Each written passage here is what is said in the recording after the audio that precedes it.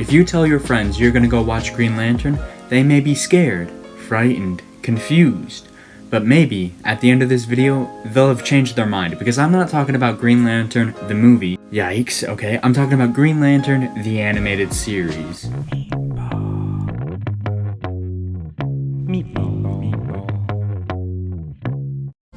Green Lantern, the animated series, is a good show that had the misfortune of being released around the same time as that awful movie. Luckily though, that's where the similarities end, as Green Lantern, the animated series, features a more experienced Hal Jordan, who's been the Green Lantern of Earth for years at this point. The show is broken up into two major arcs. The first follows Hal discovering the existence of the Red Lantern Corps. He and his partner named Kilowog are tasked to investigate this with the help of Razer, a captured Red Lantern. The series, however, comes to a turning point when a certain guy shows up, and the focus of the show shifts towards the Anti-Monitor and his Manhunters. The basis of the show is very simple: space cops. But over the course of 26 episodes, you have Razor's redemption, the struggle of 3 or 4 universe-ending events, alternate dimensions, the literal beginning of time, and an ass-kicking squirrel. You heard me right. Basically, there's just a lot of awesomeness stuffed into this one season of a show, but there's nothing that ever feels super rushed. For example, Razor's arc has a lot of time dedicated to it. At first, he's reluctant to work with the Green Lanterns and holds so much regret in his heart for his actions. This, along with the loss of his love interest, leaves him in a kind of depression. Razor has some dark thoughts and states several times how he'd be better off dead. But Razor is strong and works through this pain and eventually does find a little peace with the Blue Lantern Corps. But what I like even more about this show is that it didn't take the lazy route and make him a Green Lantern after a few episodes. He remains a Red Lantern through the entire series, and he's true to his character.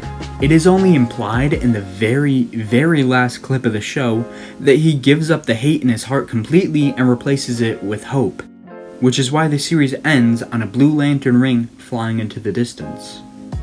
It's a somber moment, knowing that we'll never actually get to see him thrive in his new core, but it's so nice to see a character in a cartoon have a full complex arc in just one season. Another interesting character this series features is an artificial intelligence named Aya. She's a robot that models her physical form off of Razor's dead love interest, which of course creates some obvious tension among them. Aya learns and grows with the help of her friends around her, and it makes you ask some pretty philosophical questions like, can something artificial truly have a soul? And what does it mean to be alive? There is actually this villain arc with her that I wasn't too interested in, since she basically shut down her capabilities to process emotion, which, belittled her to just being a giant robot for the team to fight. But then the show pulls a twist way out of left field and reveals a secret about Aya I don't feel like spoiling right now. All I'll say is that it reignited my interest in this character and let me see her as more of a tragic threat than anything else. And to tell you the truth, this show honestly handles all of its characters very well. From creating a genuinely charming and non-toxic Hal Jordan, which, props to you, to handling one-off characters like Larfleeze with ease. Larfleeze with ease. That's funny. But that's right, this show has Larfleeze in it, one of the darkest Green Lantern characters in history. The episode he's featured in is also one of my favorites. They don't hold back at all. In fact, they stated outright in that episode that he killed the entire Orange Lantern Corps just so that he could be the only one. Which is pretty dark. The show gets kinda dark sometimes. Plus, in this episode, we get this absolute money shot. Another one of my favorite episodes also happens to be in the second half of the show. It's an episode titled Babel, where the premise is quite simple. Hal, Kilowog, and Razor are all stuck on a planet with their power rings all depleting, which acts like their translators. Once their power rings completely run out of energy, they're not only powerless, but they also can't understand each other. They need to learn how to work as a team in an unknown location with very limited communication skills. It's honestly just such a good idea for a team building episode, and I go crazy for this stuff. And the entire show is like that. Sure, they drastically underuse characters like Carol Ferris, and the Anti-Monitor and the Manhunters are just kind of lame threats, and episodes like Steam Lantern are a little too out there for me. But overall, this show has so much heart in it. It's clear that Bruce Timm and the entire team working on this cartoon genuinely cared about every character they introduced. My only complaint is that we didn't get a second season. We would have seen Razer as a Blue Lantern, Carol would have had a lot more to do as a Star Sapphire, and you know they would have lived up to this name drop. It's Hal.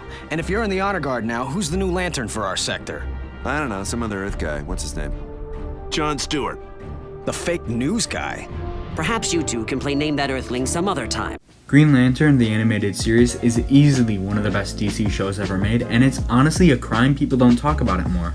I rate it a 6 out of 7, and hold out hope every day that it'll be renewed for another season like Young Justice. I mean, a guy can dream, but Spectacular Spider-Man first. I didn't even have time in this video to mention it, but this show actually features Saint Walker, the founder of the Blue Lantern Corps, as a reoccurring character. And if you know anything about Saint Walker, that should compel you to watch the show all by itself. Honestly, he deserves his own show. I'm waiting for the Saint Walker show, that's what I'm doing.